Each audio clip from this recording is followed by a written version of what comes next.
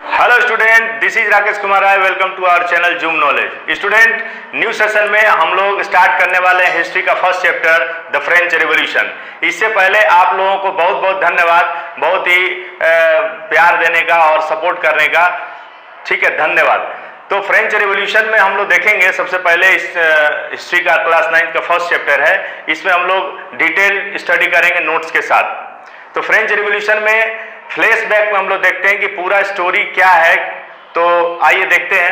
French revolution में होता क्या है स्टूडेंट कि ऑन द मॉर्निंग, अगर देखा जाए कि मॉर्निंग में, on the morning of the 14 जुलाई 1789, यानी 1789 का सुबह को क्या होता है कि the city of the Paris was state in alarm, यानी पेरिस जो शहर है आपका फ्रांस में, उसमें पूरा एक तरह से स्टेट ऑफ अलार्म की स्थिति होती है, आतंक का माहौल होता है। उसमें क्या होता है कि द किंग जो राजा होता है वो commanded troops to move into the city, यानी अपने सेनाओं को आदेश देता है कि भाई सिटी में चले जाओ। ये याद आपको रखना है कि 14 जुलाई 1789 को फ्रेंच रिवॉल्यूशन हुआ था। उसमें राजा ने अपने सैनिकों को आदेश देता है, ट्रूप्स को, कि वो लोग सिटी में चले जाए। क्यों चले जाए? तो उसमें आगे लिखा हुआ है कि rumours spread that he would soon order the army to open the citizen, यानी देख सकते हैं यहाँ पर कि र्यूमर ये फैला था वहां पर, यानी पेरिस शहर में ये र्यूमर अफवाह फैल गई थी कि ऑर्डर, राजा ने आर्मी को ऑर्डर दिया है कि जो आम नागरिक है उस पर फायर कर दिया जाए, ओपन फायर। ठीक है, तो इस बात को सुनकर लिखता है इसमें कि some 7000 mens and women gather in the front of the town hall, यानी 7000 मेन और वोमेन जो होते हैं, वहां के जो पुरुष और औरतें होते हैं, वो इकट्ठा हो जाते हैं। कहां पर? टाउन हॉल में, in front of the town hall में इकट्ठा हो जाते हैं। And decided to form a people's militia. वो लोग, मिलिटिया यहाँ पर वर्ड आया देखिएगा, मिलिटिया का मतलब होता है जन समूह बना लेना, एक गैदर्ड होकर एक समूह बना लेना, उसको मिलिटिया बोला जाता है। और जब मिलिटिया बना देते हैं तो र्यूमर तो फैला ही था कि राजा ने आदेश दे दिया है कि आम जनता पर गोली चलाओ। तो the broke into A number of government buildings. तो वो लोग क्या करते हैं कि जनता जो होती है वहां पर नंबर ऑफ गवर्नमेंट बिल्डिंग्स को वो लोग क्या करते हैं? ध्वस्त कर देते हैं, तोड़ देते हैं। क्यों तोड़ते हैं? तो in search of arms.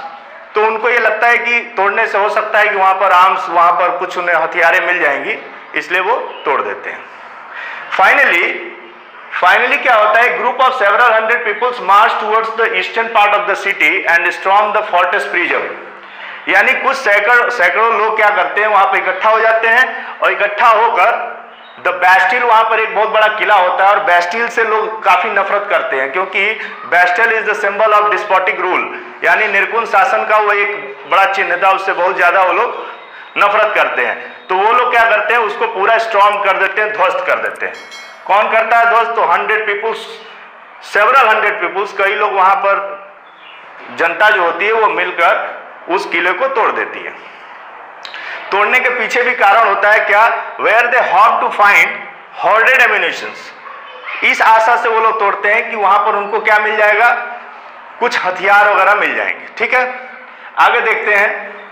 Commander of the Bastille killed and only 7 prisoner released, और किले को तोड़ते वक्त जो कमांडर होता है वहां का, जो राजा का ही होता है कमांडर, बैस्टिल किले को देख रेख करने वाला जो कमांडर होता है, उसको उन लोग क्या करते हैं?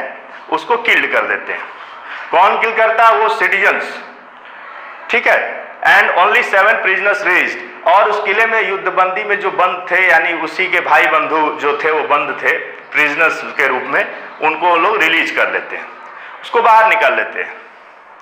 देखिए यहां लिखा, Bastille was hated by all because it stood for the despotic power of king. तो क्वेश्चन एक बनता है कि why Bastille hated by all, Bastille से क्यों लोग नफरत करते हैं? तो Bastille was hated by all because it stood for the despotic power of king, क्योंकि निरंकुश राजा होता है जिस पर कोई अंकुश नहीं है, उसका वो सिंबल होता है किला। तो भाई राजा तो किंग को तो मार नहीं सकते हैं, लुई 16 को तो मार नहीं सकते हैं, तो उसको एक जो उसका चिन्ह होता है बैस्टिल, उसी पर अपना गुस्सा को वो लोग निकालते हैं। अब इतना ही नहीं, गुस्सा का अंतिम सीमा आप देखेंगे क्या लिखा है? It stone fragments were sold in the market to all those who wish to keep a souvenir of its destruction. मतलब कि किले से इतना नफरत था कि उसके एक एक पत्थर को लोग क्या करते हैं, वहां से फ्रेगमेंटेड, यानी पत्थरों के जो टुकड़े होते हैं उसको वो लोग ले करके मार्केट में सोल्ड कर देते हैं, ठीक है। और सोल्ड कर वहां पर मार्केट में सोल्ड करते हैं और लोग उसको खरीदते भी हैं। इसलिए खरीदते हैं ताकि वो स्मृति चिन्ह के रूप में, सवेनियर लिखा हुआ स्मृति की चिन्ह के रूप में रख सके।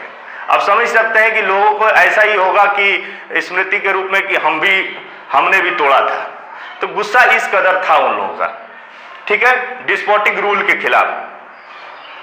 Writing both in Paris and the country side, तो ये तो सिटी ऑफ पेरिस में तो हो ही रहा था, लेकिन साथ में अगर देखेंगे तो गांव देहाती इलाकों में भी बहुत ज्यादा उसमें आंदोलन हो रहा था, राइटिंग हो रहा था, मतलब एक तरह देखेंगे लड़ाइयाँ संघर्ष चल रही थी। और उसमें मोस्ट ऑफ द पीपल जो थे were protesting against the high price of bread. वहाँ पर असल में राजा जो था वो तो निरंकुश था, डिस्पोटिक था, और वहाँ महंगाई काफ़ी बढ़ चुकी थी, ब्रेड का दाम बहुत बढ़ चुका था, तो इसलिए वहाँ पर महंगाई ज़्यादा था, लोग काफ़ी ब्रेड मिल नहीं रहा था खाने के लिए, तो इसलिए भी लोग संघर्ष कर रहे थे।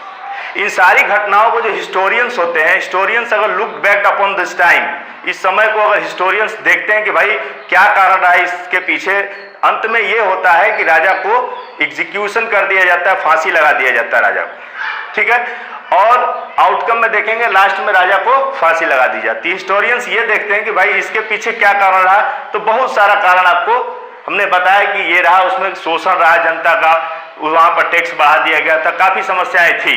तो ये तो फ्लैशबैक हमने बताया आपको। अब ये चैप्टर का एक तरह से देखेंगे तो एंड है, इसमें राजा को फांसी दे दी जाती है, पूरा खेल खत्म हो जाता है। कब? 14 जुलाई 1789 को।